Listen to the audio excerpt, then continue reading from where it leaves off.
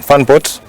The linear economy. It's how we take it's called what? The wrappings which we buy potatoes from the vendor.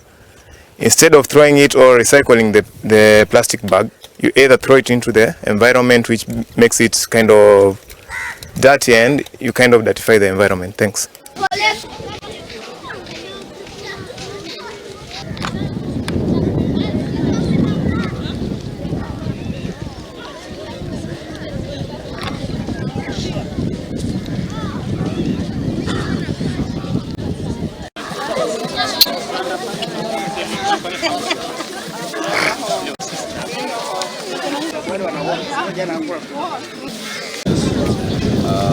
Usually use nets. Then when they catch quite a number of them, some escape. And maybe in the process of escaping, they could have been injured. So the one